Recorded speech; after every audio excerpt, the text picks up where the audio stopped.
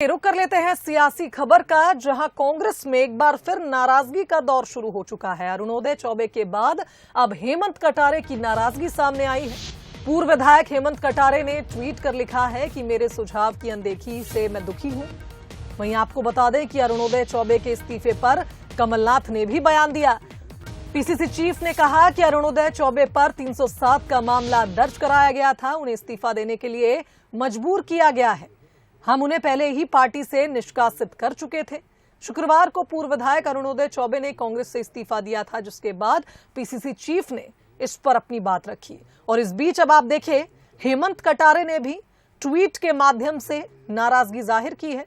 उनका कहना है कि उनके सुझाव की अनदेखी हुई है, जिससे वे आहत हुए हैं। अरुणोदय चौधरी के ऊपर 307 का केस लगाया, वो तो केस लगाया, इतने सारे केस लगाए, वो फरार था इतने महीने, तो ये दबाव से वो ज्वाइन कर रहा है। पर फिर ये देखिए, ये इनके पास ये खरीद सकते हैं, ये दबाव दे सकते हैं, पर आत्मा, दिल और दिमाग को ना ये खरीद सकते हैं, ना ये दबा सकते हैं। चलिए, इस खबर पर हम रुक कर लेते हैं। एग्जीक्यूटिव एडिटर मनोज सैनी का हमारे साथ इस खबर पर लाइव जुड़ गए हैं। मनोज जी, मुझे वो बात याद आ गई जिसमें कमलनाथ जी कह रहे थे कि कांग्रेस में एकता है, और फिर अचानक से नाराजगियों का दौर शुरू हो जाता है, कई ट्वीट्स हो जाते हैं। और अब आप देखिए, जब से अरुणोदय चौबे ने पार्टी का हाथ छोड़ा है, तब से ये भी अटकलें तेज हैं कि वे बीजेपी में आ सकते हैं। और अरुणोदय चौबे की अगर हम बात करें, कमलनाथ के बेहद करीबी थे। कमलनाथ कह रहे हैं कि हम उन्हें पहले ही पार्टी से निकाल चुके थे, और वो कह रहे हैं कि उनको अनदेखा किया जा रहा था, उन्हें तवज्जो नहीं दी जा रही थी, जिसके चलते उन्होंने पार्टी छोड़ दी।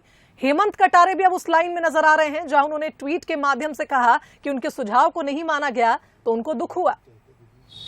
देखिए, कई बार कई कांग्रेस के लीडर्स हैं, वो अपने अपने तरह से सुझाव और समझाइश देते हैं, लेकिन जब बात नहीं मानी जाती है तो वो नाराजगी के रूप में नजर आती है। हेमंत कटारे ने भी कुछ बातों को लेकर कुछ सुझाव दिए थे, उनकी बातों को तरजीह नहीं दी, लिहाजा उन्होंने ट्वीट के जरिए। पर यही कांग्रेस के भीतर की एक परेशानी भी है कि जैसे तैसे थोड़ा बहुत ऐसे एकता दिखाने का प्रयास करते हैं, और फिर बीच में पार्टी के ही कुछ लोग आकर वो सारे मसले पर पानी फेर देते हैं। तो उसी तरह का मसला है, चाहे बात हेमंत कटारे की करें या अरुणोदय चौबे की। अरुणोदय चौबे का मामला थोड़ा सा शुभांगी अलग तरह का है, क्योंकि वहां से भूपेंद्र सिंह लगातार चुनाव जीत रहे हैं।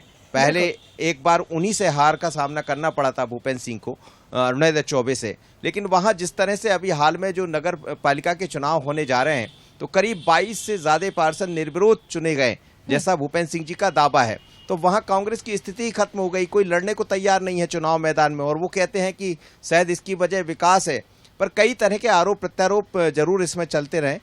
ऐसे दौर में जब 2023 की तैयारियों में कांग्रेस भी लगी, आज भी तमाम तरह की बैठकें थी, डेलीगेट्स अलग अलग लोगों ने अपने तरह से बात रखे हैं, युवा कांग्रेस अपनी तरह से बातों को आगे बढ़ा रही है, पर इस बीच में पार्टी के भीतर ही लोग पार्टी छोड़कर जा रहे हैं। अरुणोदय चौबे के बारे में ये भी है कि शायद 2-4 दिन में भारतीय जनता पार्टी का दामन थाम ले, ऐसी चर्चा दोनों ही तरफ से है।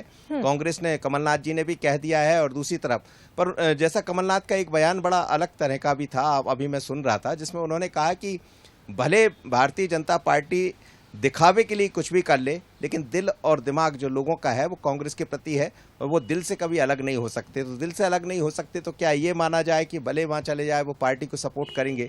तो कई तरह की चीजें हैं, लेकिन 2023 से पहले ऐसी कई तरह की तस्वीरें सामने आती भी रहेंगी, जिस पर बीजेपी अपनी तरह से बात करेगी, कांग्रेस अपने तरह से।